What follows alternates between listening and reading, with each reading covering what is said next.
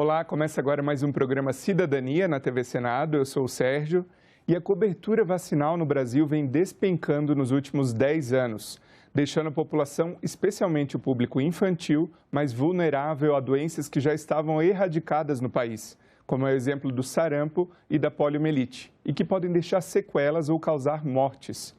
Embora o índice de vacinação ideal seja acima de 90%, as taxas gerais de imunização têm ficado abaixo desse valor desde 2012, chegando a 50% em 2016. No último ano, a porcentagem foi de 60,7%, segundo informações do DataSUS do Ministério da Saúde. Para falar com a gente sobre esse fenômeno, a nossa convidada de hoje é Rafaela Regiane, médica de família e comunidade. Bem-vinda, doutora Rafaela. Obrigada, Sérgio. Um prazer estar aqui com vocês. Rafaela, começa contando para a gente qual é o efeito das vacinas no nosso organismo. Bom, a vacina, ela vai agir no nosso organismo como uma imunidade mesmo, né? Então, quando a gente adquire uma doença, a gente tem respostas imunológicas que faz com que a gente se lembre dessa doença se a gente tiver uma nova infecção. Então, as vacinas, elas mimetizam isso. Então, elas podem ser de vírus vivo ou vírus atenuado, né, que são partículas que vai fazer com que o nosso corpo tenha essa reação sem necessariamente a gente ter que contrair a doença. Então, a maioria das vacinas funcionam assim dentro do nosso organismo. Agora eu te pergunto, a que se deve essa queda que eu comentei na abertura do programa, essa queda no índice de vacinação no Brasil? Qual é o critério utilizado para se chegar a esses números, a esses percentuais? Bom, a gente teve alguns fatores, né? Então, eu acho que as pessoas também elas começaram a questionar um pouquinho mais sobre as vacinas, por conta também de décadas que a gente teve a erradicação, né? Igual você falou, da poliomielite, do sarampo, que já eram doenças que a gente não fazia mais diagnósticos. Talvez assim, não tem mais essa doença, por que eu vou tomar essa vacina? Então, esse pode ser um dos pontos que fez com que houve uma queda da procura. Outros fatores que também influenciam é que no Brasil a gente tem um país muito heterogêneo, né? Então, assim, a gente tem diferença entre as pessoas do Norte, do Nordeste, do Sudeste, Centro-Oeste, Sul, cada uma com as suas peculiaridades. Então, isso influencia também até no acesso, né? Como que essas pessoas, elas conseguem chegar numa clínica de família, né? Ou em um hospital que apliquem essas vacinas. A distribuição também das vacinas, muitas vezes faltam, né? O suprimento dentro do SUS. São vacinas que a maioria é aplicada pelo SUS, então o privado, ele ainda não é a maioria, não é todo mundo que tem acesso a isso. Então, assim, eu acho que a gente vai juntando aí alguns fatores. E aí também tem o movimento da gente fazer a educação e tem sempre as campanhas, né, do SUS, que são muito importantes, que sempre motivam também a eficácia aí dessas doses aplicadas na população. A gente tem um gráfico, gostaria de mostrar na tela, um gráfico que mostra, né, o índice de vacinação desde 2012, ou seja, os últimos 10 anos. E a gente vê essa queda, né? Como eu comentei, o ideal é acima de 90%. Em 2015, a gente teve um índice muito positivo ali. Em 2016, uma queda brusca, né? Comentei na abertura do programa, até estranho, porque no ano exatamente posterior, 2017, teve um índice mediano, eu diria, né? Você pode comentar mais a respeito. E o que eu falei também sobre a tendência de queda, né? De 2018 até o ano passado, que a gente chegou ali em 60,7%. Queria que você comentasse esse gráfico para nós. Uhum. Igual eu também comentei, né? Tipo, quando a gente coloca isso em gráfico, acaba ficando muito chocante, assim, essa queda tão abrupta, né? Principalmente aqui em 2016.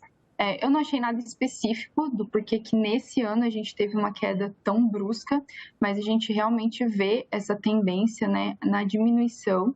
E aí, 2021, ali a época que a gente começou a pandemia, então aqui eu também acho que colaborou muito para que essas vacinas do dia a dia, né, da carteira de vacinal da infância ficou bastante prejudicada, e aí mais por conta do acesso mesmo, né, e dessa distribuição.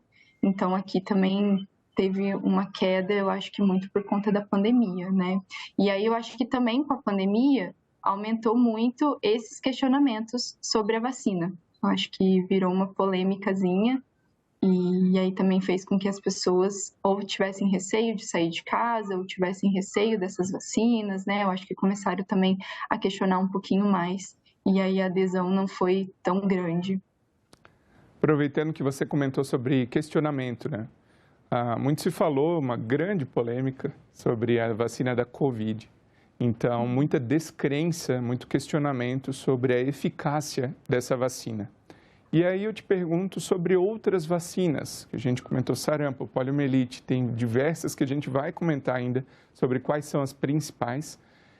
E a eficácia dessas outras vacinas que a gente já conhecia, a população chega a questionar qual é a eficácia delas, já está sedimentado que elas são eficazes ou ainda paira algum tipo de questionamento sobre as outras vacinas também? Não, eu acho que essas já são muito bem estabelecidas, né? Elas já estão aqui com a gente, não só aqui, né? No mundo. Algumas são obrigatórias, né? Lá fora, às vezes, eles são um pouco mais flexíveis, mas a gente sabe que, de fato, ajudou muito a controlar diversas infecções, principalmente as virais, né? Sarampo, rubéola, poliomielite. Então, a gente chegou a não ter mais diagnósticos aqui no Brasil durante um tempo, estão erradicando mesmo a doença, então isso que é a importância da gente fazer essas vacinas. E agora também que caiu o número de pessoas vacinadas, a gente já começa a ter um casinho ou outro acontecendo. Então, são vacinas que têm estudos, são eficazes e têm um efeito colateral mínimo no nosso organismo, né? Às vezes elas podem trazer aí um desconforto ali nas primeiras 72 horas, então as crianças, eu tenho um filho agora pequenininho, 6 meses, eu estou acompanhando de perto todas essas reações, eu já acompanhava na clínica da família, né? Porque a gente acaba atendendo muitas crianças e todas as idades, mas agora aqui de casa, a gente sabe que essas reações de febre, às vezes pode dar uma corizazinha, um mal-estar, uma dorzinha ali local, mas não passa disso. É muito, muito raro a gente ter alguma complicação com o uso dessas vacinas. Você chegou a comentar do ressurgimento, né, de algumas. Qual que é o risco do ressurgimento de algumas doenças pelo baixo índice de vacinação? A gente está falando de algumas doenças que estavam erradicadas e que agora estão voltando, e elas têm o risco de ser até fatal, né? Então, assim, muitas nas crianças acabam tendo sintomas leves, como sintomas de gripe, às vezes alguns rastros cutâneos, que são lesões mais avermelhadas, né? Uma febre, um desconforto, mas às vezes pode complicar, né? E aí, quando complica, principalmente nessa idade, é muito sofrido. Então, acho que na criança a gente sempre tem que pecar por excesso. Então, assim, por exemplo, né, a poliomielite, que já estava erradicada aqui no Brasil, ela é uma doença viral, que é isso, na maioria das vezes ela não traz grandes transtornos, os sintomas são leves, mas em 1 a cada 200 infecções, ela pode afetar o sistema nervoso central, e dessa infecção do sistema nervoso central, que vai causar essa paralisia, tanto de membros superiores, né, braços ou pernas, membros inferiores, ela pode também parar a nossa musculatura respiratória. E aí a gente entra num quadro grave que leva a criança ao óbito, né? Então, quando a gente tem uma baixa vacinação, e aí se a gente quisesse talvez discutir não dar essa vacina, a gente teria que ter uma vacinação mundial e erradicar no mundo essa doença. Porque como é muito contágio, é igual o coronavírus, né? Se você tem um caso isolado lá no Ocidente, hoje a gente pega um avião, transporta esse vírus tranquilamente e vai ter um caso aqui no Brasil. E aí isso vai se espalhando muito rapidamente. Então, por isso que a gente tem que ter essa consciência e tem que ter essa consciência também mundial, porque é muito importante. Falando então em nível mundial, como que está a situação dos principais países ou algum país que chame a atenção quanto ao índice de vacinação? Qual a situação de outros países a respeito, em comparação com o Brasil? Tá. Eu vou te dar então um exemplo da França, porque eu acho que eu tenho um pouco mais de segurança para falar, porque eu trabalhei lá durante 30 dias na minha época de residência. Então, eu morei numa cidadezinha lá no interior da França, acompanhando um médico de família. E eu até questionei, porque a caderneta de vacinação das crianças lá realmente são bem menores do que a nossa aqui do Brasil. E tem algumas doenças que lá já está erradicada há muito tempo, mas agora está vindo num processo de aumento do número de vacinas. Então, até agora, acho que foi em 2017, eles criaram uma nova lei que torna obrigatório 11 vacinas nas crianças. E é até interessante, né? Porque lá virou uma lei e a lei, assim, não deu a vacina, o pai vai preso, responde processo, tem que pagar uma multa. Então, eu acho que é isso, assim, como não tem esse risco de contágio, acho que por conta dessa globalização, né, desses movimentos que acontece com as pessoas e essa infecção mesmo, que é por via aérea, então é fácil a transmissão. Já tem uma onda aí de eles estarem aumentando a quantidade de vacinas. E no Brasil, quais são obrigatórias, se é que há alguma obrigatória, né? Você falou do ciclo vacinal, da criança, do recém-nascido. Como que funciona essa questão? Você teve bebê agora, você comentou, né? Então, quais são as vacinas que a gente precisa, né, deve submeter nossos filhos, as crianças a elas? E também se elas são gratuitas ou não. Aqui no Brasil a gente tem um acesso à vacina muito grande, assim, nesse sentido, né? A gente tem todas essas vacinas no SUS, ou a maioria delas. Eu acho uma ou outra, só que às vezes a gente tem que ir pro privado, né? Como é o exemplo da meningocócica ACWY, que essa a gente não tem no SUS. No SUS a gente só tem a meningocócica C, que é a mais grave, né? Então é ela que mais acontece mesmo. Então, quem não tiver acesso ao particular não vai ficar completamente descoberto. Desculpa, então já qual evita. Que é essa? A que a gente tem disponível no SUS é a meningo-C. Tá. A meningite, né? É uma das bactérias que causa meningite. E aí, no particular, a gente pode ter acesso à meningocócica ACWY, que seriam mais tipos de cepas, né? Você fica imune a mais tipos de cepas. Então, esse daqui o SUS ainda não libera, mas é isso. Quem não tiver acesso ao particular não vai estar descoberto, porque no SUS a gente tem a meningo-C. Então, para as crianças, é bastante vacina, todo mês a gente dá vacina. Eu fico morrendo de dó, porque são sempre aí algumas picadas, 2, 3 pelo menos. Então, assim que nasce, a gente já sai do hospital com a hepatite B.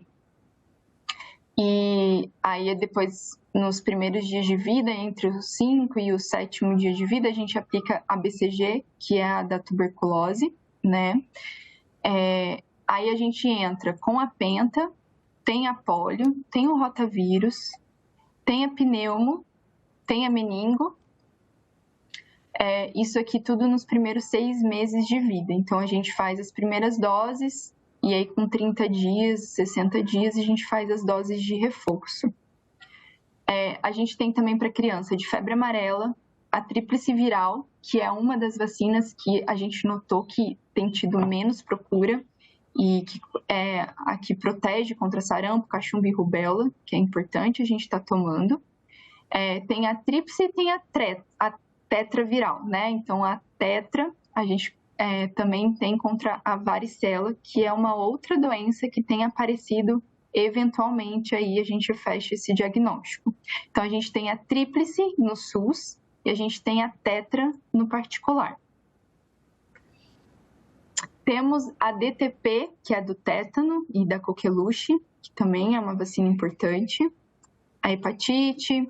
Aí depois, né, a gente tem agora nos adolescentes liberaram também as vacinas de HPV, que na minha época não era liberada pelo SUS. Essa a gente tinha que fazer no particular, mas agora todos os adolescentes aí a partir de 9 anos, tanto meninos quanto meninas, também têm acesso. Então, HPV é importantíssimo porque é uma das principais causas de câncer de colo uterino na mulher. Então, a gente tomar essa vacina é importantíssimo. Só um parênteses sobre a do HPV. Na minha época também não era pelo SUS, né? Uhum. No particular, era um valor, inclusive, bem expressivo. Então, um valor que talvez assustasse algumas pessoas, afastasse essas pessoas de se imunizarem, né? E com isso poderia reverter num custo ainda maior para o país, né? Para a saúde do país, se pessoas transmitissem a doença, enfim. Mas agora você traz essa informação interessante para a nossa audiência aqui no Cidadania. Então, os adolescentes e também adultos que não tenham tomado, né? Têm acesso a essa vacina pelo SUS? Os adolescentes, eles vão ter o acesso pelo SUS. Os adultos que não tomaram a vacina, infelizmente, a gente ainda tem que ir para o particular. Então, ainda não está sendo liberada, só os adolescentes vão se beneficiar, mas já está ótimo. Aproveitem, ainda mais agora, a gente tem que cuidar. Eu te interrompi, você estava comentando, concluindo a lista na fase de adolescência e também adulta, né? Das que são ofertadas pelo SUS. Sim. É porque essa aqui é do adolescente, e aí a gente vai ter aqui algumas, tipo febre amarela, que a gente já toma um pouquinho maior, depois a gente tem que ficar fazendo reforços, né, a cada 10 anos. E aí a febre amarela, ela é até importante, porque às vezes quando a gente vai viajar para fora do país, tem alguns países que pedem obrigatoriedade dessa vacina. Então, tinham alguns estados aqui do Brasil, eu sou do Paraná, então lá não era obrigatório a gente tomar febre amarela. E tem alguns estados que ainda não tem essa obrigatoriedade mais, porque também é uma doença que já foi erradicada, mas tem alguns países que pedem essa vacina, então isso aqui é importante a gente sempre checar. E aí a gente faz reforço, né, de difteria e tétano do adulto. A gente tem influenza, né, que também são ofertadas, gestantes, povos indígenas, idosos, crianças e algumas doenças crônicas. Então, todo ano tem campanha no SUS para fazer o uso dessa influenza. Eu acho que basicamente são essas as vacinas que a gente tem que tomar, são bastante. E você usou a palavrinha mágica que eu incluí na minha pergunta, né, a original, sobre obrigatoriedade. Então, a gente vê, agora com a pandemia, a gente conheceu, né, às vezes, pessoas próximas nossas, às vezes a gente mesmo, que não é muito, assim, adepto à vacina.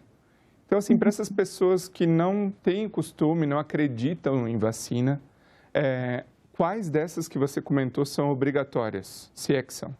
Como que é a obrigatoriedade desse rol de vacinas que você comentou?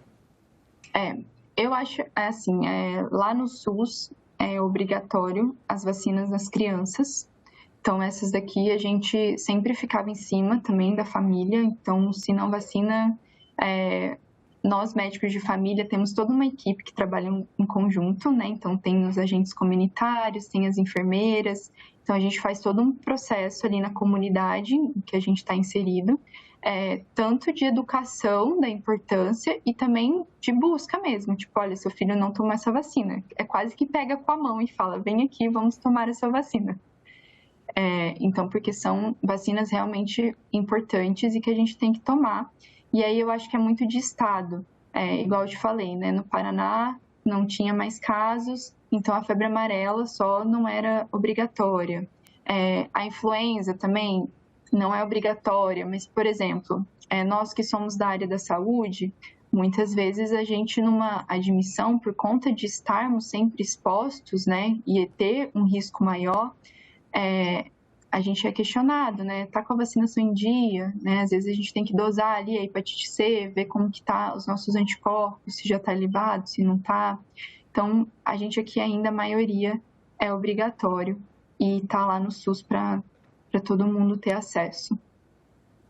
Agora, doutora, quais são as vacinas que o Ministério da Saúde, que a saúde brasileira, considera as mais importantes para fins de prevenção de doenças? Quais são aquelas, assim, básicas, que é altamente recomendável? Você comentou do HPV, por exemplo, né? Quais são as mais importantes desse rol grande que a doutora comentou, mas as principais para se evitarem doenças graves? É difícil, porque todas elas são importantes, né? Todas elas vão trazer algum malefício se a gente acabar eventualmente contraindo, né? Então, principalmente nas crianças, que elas ainda não têm uma imunidade adquirida, né? Então, assim, elas não entraram ainda em contato com todos esses antígenos. Então, muitos dos anticorpos, elas vêm da mãe, então, aleitamento materno, né? Ou mesmo ali durante o processo de gestação.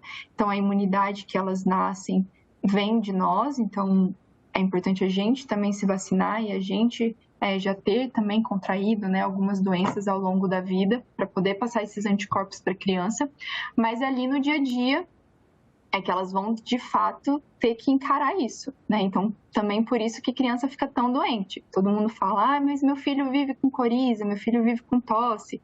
É isso, eles estão criando ali a imunidade. Então a vacina, elas também acabam trazendo isso para a criança, diminuindo as chances de quando ela ter contato com aquele vírus, ela de fato ter um quadro mais grave. Então daqui é difícil a gente tirar uma, porque a BCG, que são as principais causas, né, de tuberculose, que são graves, né, hepatite B, que a gente sabe que é altamente contagiosa, e isso daqui se cronifica, pode gerar uma cirrose hepática, né, enfim, é importante a gente tomar. Meningite na criança, isso é muito grave. Rotavírus é uma diarreia, mas desidrata a criança, então se a gente não tem essa imunidade prévia, essa diarreia desidrata e pode gerar péssimas consequências, inclusive fatal. A polio, que pode gerar, né, o óbito também da criança, se a gente tem uma paralisia da parte respiratória, mas né, você tem uma parte sua paralisada também, isso vai impactar muito, né? Então, gera uma comorbidade e como todas as outras, né? Então, assim, eu acho que essas são vacinas muito bem estabelecidas e que, de fato, vão trazer aí algum benefício para a gente não ter nenhuma complicação. Algumas pessoas comentam, tem gente que acha que é lenda isso ou não. Quando a gente toma a vacina, doutora, a gente fica doente quando toma, assim, no dia? Como que funciona isso no nosso organismo? Podemos dizer que sim, né? É porque é isso, a vacina ela vai mimetizar aquela doença, mas de uma maneira muito mais branda. Então, eu não tomo uma influenza porque sempre que eu tomo eu fico gripada. Então, aí a gente tem dois pontos, né? Você acabou de receber um vírus atenuada ali no seu organismo que está mimetizando uma doença. E aí, como efeito colateral, a gente pode ter uma febre, um desconforto, uma dor muscular. Ou você pode ter outras cepas, né, que às vezes não está dentro daquela vacina. Como eu citei aqui a influenza, então não é porque todo ano a gente tem que tomar e porque que todo ano também a gente tem que tomar, né? Porque a gente faz os estudos dos outros anos e aí a gente vê quais foram as cepas daqueles vírus que mais causaram doença. E aí a gente faz a vacina para ser tomada naquele ano. Mas existem outras cepas, né? Então aí a gente pode estar ou com sintomas mesmo ali de 72 horas desse pós-vacina, que vão ser sintomas mais brandos, mais leves, ou a gente ainda pode adquirir outros vírus e aí fica resfriado mesmo. Doutora, para a gente encerrar então, gostaria de saber o que acontece se a gente perde algum prazo. Tem algumas vacinas que são algumas doses, né? E tem o tempo certinho para você tomar. O que acontece quando a pessoa perde esses prazos? Na infância, isso é mais fácil, não tem problema. Tem algumas vacinas que têm um tempo ali, uma janela, né, para a gente poder aplicar maior. Então, esqueci minha dose do 3º mês do meu filho, não tem problema. Com 4, 5 meses, a gente ainda pode atualizar esse cartão vacinal e dar todas as vacinas para esse bebê, para essa criança. Os adultos também, não tem problema, é só chegar lá, mostrar o cartão de vacina e também é aplicado as doses de vacina que forem de reforço, né? E aí a hepatite B, quando não tem a dose, essa primeira dose, pode ser aplicada as 3 doses. Se a gente já tem as doses, a gente só aplica de reforço. Então, isso ainda é muito fácil, é muito tranquilo, é só procurar a unidade de saúde mais próxima da sua casa, que com certeza eles vão te atender super bem. Só mesmo nas campanhas, que a gente acaba tendo aquele período um pouco mais restrito, né? Então, tem que ficar atento aí à faixa etária, né? A população que tem que receber essa vacina. E também por isso, porque as cepas vão mudando, né? Então, a gente tem ali um número de vacinas, porque no próximo ano vão ser outros números de outra cepa, né? Desses vírus. Então, é só para esses casos que a gente tem que ficar um pouco mais atento. Muito obrigado, doutora Rafaela Regiane, pela participação aqui no Cidadania. E o meu muito obrigado a você que nos prestigia com a sua audiência. Essa entrevista e todos os nossos outros programas já estão disponíveis para você rever ou compartilhar no nosso site senado.leg.br/tv. Ou então pelo nosso canal no YouTube. Aproveita e se inscreve lá e ativa o sininho para receber as notificações. Obrigado, um abraço e até a próxima.